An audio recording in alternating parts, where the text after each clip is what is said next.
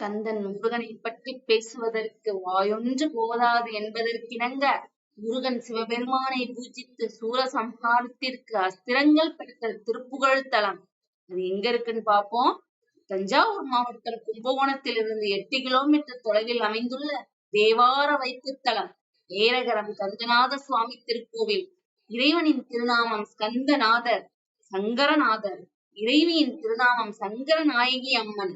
இக்கோவில் முருகனின் 4ஆம் படை வீடான அப்பனுக்கே பாடம் சொன்ன சுவாமிமலை கோவிலுக்கு அருகில் உள்ளது. இத்தலம் அருணகிரிநாதரின் திருப்புகழ் பாடல் பெற்ற தலம். ஒரு சமயம் அசுரர்களால் முனிவர்களின் தவத்திற்கு இடையூறு ஏற்பட்டது.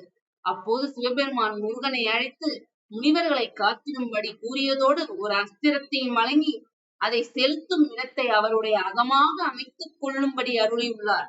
முருகனின் அஸ்திரம் பூமியில் பாய்ந்த இடம் ஏரகரம். இத்தலத்து இறைவன் சன்னதியின் பின்புறம் முருகன் ஆதி கந்தநாத சுவாமி திருநாமத்தோடு எழுந்தருளியுள்ளார். இச்சன்னதியில் முருகன் ஒரு முகம் 4 கரங்கள் கொண்டு நின்ற நிலையில் ராஜகோலத்தில் உள்ளார். பின் கரங்களில் வஜ்ர சக்தியும் திரிசூலமும் கொண்டுள்ளார். முன் வலக்கரத்தால் அபயம் காட்டி இடக்கரத்தை இடுப்பில் ஊன்றியபடியும் அருள்பாலிக்கிறார். இத்தலத்தில்தான் முருகன் சிவபெருமானை பூஜித்து சூரசம்ஹாரத்திற்கு பல அஸ்திரங்களை பெற்றார் என்பது ஐதீகம். இக்கோவிலில் ஐப்பசி மாசம் நடைபெறும் கந்தசஷ்டி விழாவில் முருகன் சங்கரி அம்மையிடம் சக்திவேல் பெற்று சூரசம்ஹாரத்திற்காக செல்லும் வைபவம் மிகச் சிறப்பாக கொண்டாடப்படுகிறது. இத்தலத்து முருகனை சஷ்டி விரதம் இருந்து வழிபட்டால் திருமணத்தடை நீங்கும், குழந்தை பாக்கியம் கிட்டும் என்பது ஐதீகம்.